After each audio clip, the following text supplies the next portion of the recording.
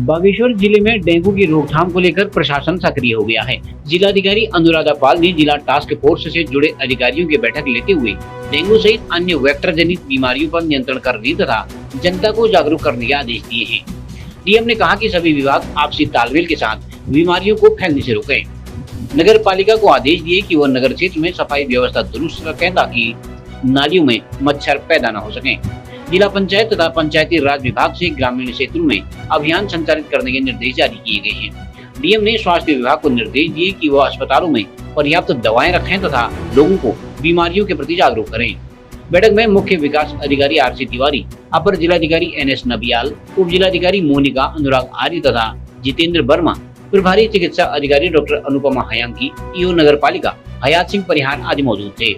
इधर ACMO doctor Devesh Chauhan ने लोगों से डेंगू सहित अन्य बीमारियों की रोकथाम में मदद करने की अपील की है।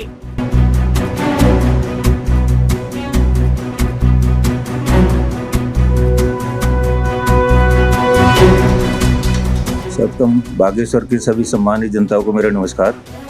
मैं डॉक्टर देवेश चौहान, एसीएमओ। आज हमने यहाँ पर डीएम कार्यालय में डेंगू से संबंधित एक बैठक का आयोजन किया। आदरणीय जिलाधिकारी महोदय की अध्यक्षता में सभी विभाग यहाँ पर मौजूद थे। 1 जुलाई से लेकर के नवंबर एंड तक ये लगभग 5 महीने तक डेंगू का सीजन रहता है।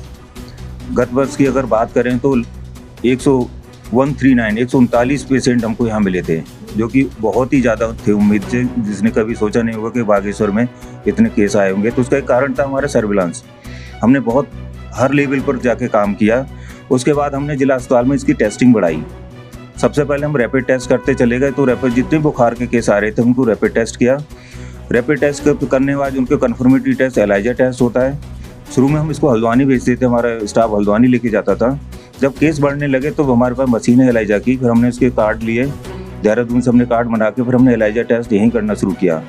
तो चलते चलते 139 केस आए, लेकिन भगवान के बहुत शुक्रिया रहे हम लोग और सभी लोग कि यहाँ पर किसी तरह की कोई कैजुअलिटी नहीं हुई, किसी तरह की प्लेटलेट चढ़ाने की जरूरत नहीं पड़ी।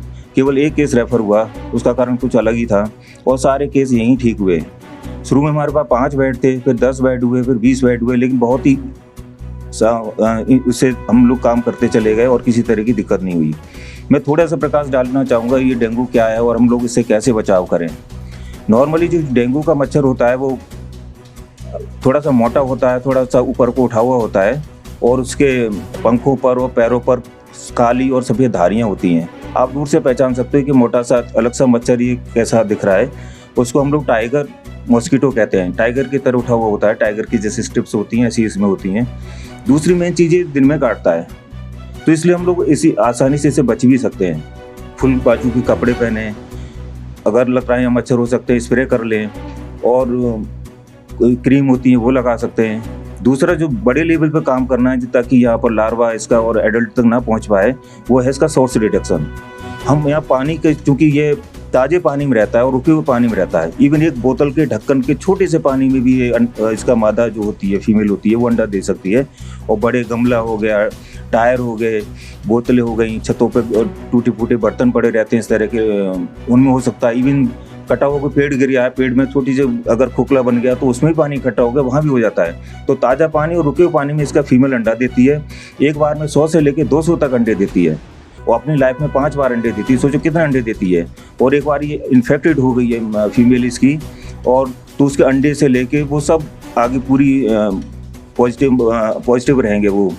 दूसरा है कि इन्फेक्टेड आदमी को काटने के बाद ये ब्लड सक करती है। ब्लड सक करने के बाद उसका काफ़ी दिनों तक ये वायरस रहता है।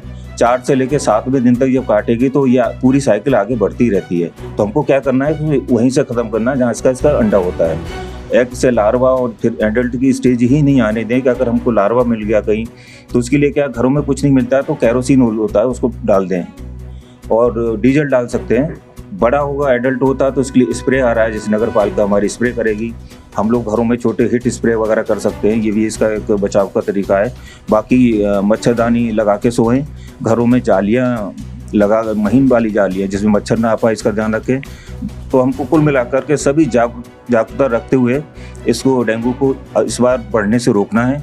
और चूँकि इसका अंडा भी अगर पानी नहीं मिलेगा तो अंडा भी ऐसे ही पड़ा रहेगा, साल भर पड़ा रहेगा, और जैसे ही पानी मिलेगा वो फिर से एक्टिव हो जाएगा, फिर से अपना साइकिल पूरी करके एडल्ट बन जाएगा।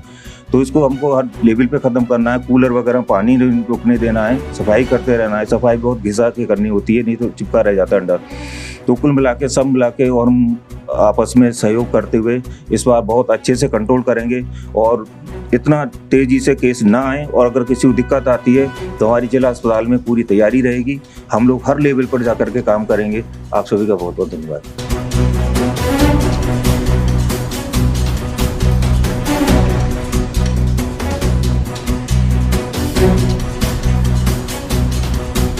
एशियन न्यूज़ के लिए ब्यूरो रिपोर्ट बागेश्वर।